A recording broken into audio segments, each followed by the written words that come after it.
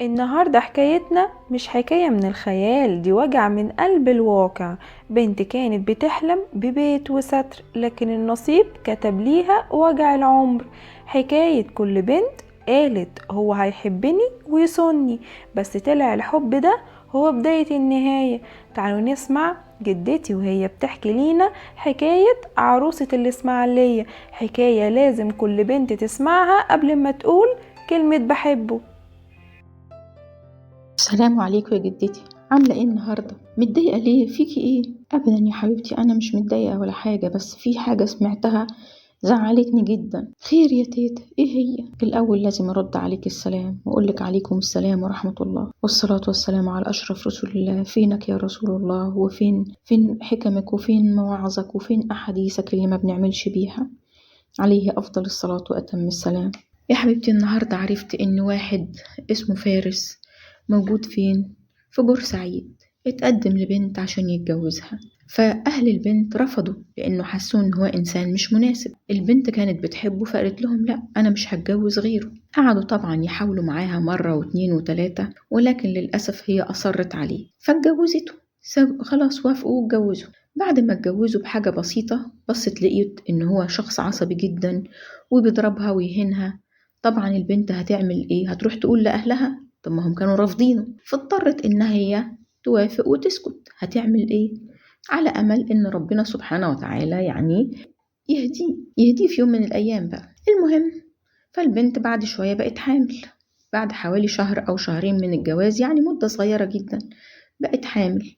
فأغلب البنات لما بتكون حامل، وخاصة أول عيل، لما تبقى البنت بكرية غالبا بتبقى تعبانة مجهدة، خاصة لو البنت ما كانتش وهي بنت ما بتهتمش بأكلها كويس، بتاكل الأكل من بره أكتر، ما بتاكلش أكل البيت، ما بتغذيش نفسها، ما بتهتمش مثلا إنها تاكل بيض مثلا، تشرب لبن، تاكل سمك، تاكل حاجات مغذية. أغلب العيال بيبقى إيه، على قد الشيبسيهات والحاجات اللي هي ما فيهاش غذاء أصلا يعني. فالمهم إن البنت كانت حامل، وبعدين جه جوزها من الشغل، بعد الشغل كده جه فبيقول لها حضرتي لي الغدا؟ قالت له اه.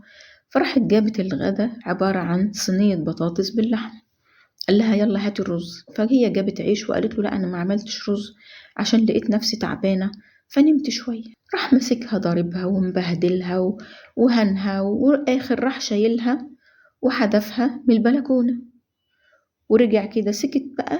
لا، جابها تاني وقعد يضرب فيها ويبهدل فيها. طبعا حصل لها كسور ونزيف لأن هي طبعا حامل وهكذا. هما من سكان الدور التاني. وفي الآخر اتصل بمامتها وقال لها إيه؟ قال لها تعالي خدي بنتك، يا تيجي لها دلوقتي يا تيجي بعد كده هتلاقيها حتتين. يعني معنى حتتين يعني إيه؟ يعني إن هو هيقطعها حتت يعني. طبعا الأم جت خدت بنتها وراحت بيها المستشفى. هي دلوقتي في العناية المركزة. ربنا طبعا يعفو عنها ويشفيها ويخليها لشبابها ولأهلها. طبعا الحمل خلاص باي باي، وطبعا أحسن حاجة إن الشخص ده ما يجيش منه حمل أصلا يعني. لكن هو الحكاية وما فيها إن الأهل ما ينفعش توافق على حاجة العيل عايزها، وما ينفعش العيل يصر على حاجة، لأن الأهل ليهم نظرة عين هم مش شايفينها. لما الأهل تكونوا كبار في السن، يعني على الأقل أوي حد بيجوز عياله في الأربعينات أو الخمسينات، أظن 40 سنة ولا 50 سنة اللي عاشهم أكيد خد خبرات وخد حياة فيها أفكار ومبادئ وكلام.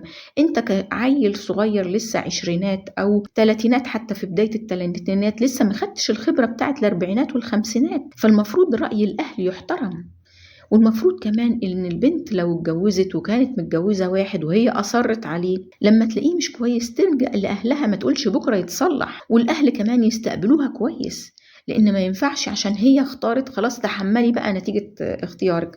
يعني كده بأني بأرميها في النار وبقول له خلاص لو أنت عاوز تموتها موتها، عاوز ترميها ارميها، وأنا خلاص علاقتي بيها انتهت. طبعا ما فيش كده أبدا. العيال لما بتتجوز إحنا علاقتنا بيهم ما انتهتش، علاقتنا بيهم مستمرة حتى الوفاة، حتى إن إحنا نتوفى. فالمفروض إن هو الأهل يسألوا عليها ويعرفوا دايما هي فيها إيه.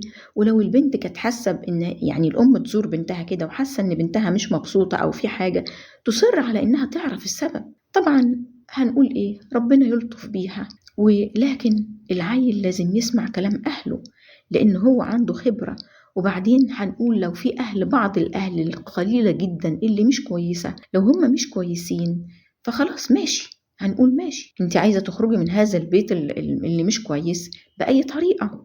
لكن لو الأهل كويسين وناس محترمة وكويسة، ليه ما نسمعش كلام ربنا؟ ان احنا نسمع كلام أهالينا، أولي الأمر مننا لازم نسمع كلامهم. وكل ده هنرجع نقول البداية الغلط ليها نهاية غلط، وإن إحنا كل ما هنبعد عن الدين كل ما هنلاقي حاجات ما تعجبناش خالص، لأن ربنا سبحانه وتعالى هو اللي خلقنا، فعارف إيه اللي جوانا بالظبط بالظبط. زي ما الشيخ الشعراوي قال، لو أنت صنعت تلفزيون هتعرف تصليحه إيه، ولو قالك أي حد ده فيه عيب كذا بيعمل معايا كذا هتقول له يبقى العيب في الحتة الفلانية، لأنك أنت اللي صنعته. ما بالكوا بقى أن الله سبحانه وتعالى هو اللي خلقنا، فعارف إيه الصح لينا وإيه الغلط. لما قال خدوا رأي الأهل وأولي الأمر منكم تسمعوا كلامهم، يبقى خلاص هو نقول سمعا وطاعا يا ربي. ربنا يهدينا جميعا ويعفو عنا. سلام يا حبيبي. في قلوب اتخدعت باسم الحب، وياما في بنات دفعت تمن الثقة غالي. لو وجعتك الحكاية خدي منها عبرة، مش كل حب يستاهل قلبك، ولا كل وعد يستاهل تصديقه. استنونا في الحكاية الجاية مع حكاية مع جدتي. ولو عجبك الفيديو ما تنسيش تحط اللايك وتشتركي في القناة وتفعلي زر الجرس عشان توصلك كل حكاية تنزل على القناة مع حكاية مع جدتي.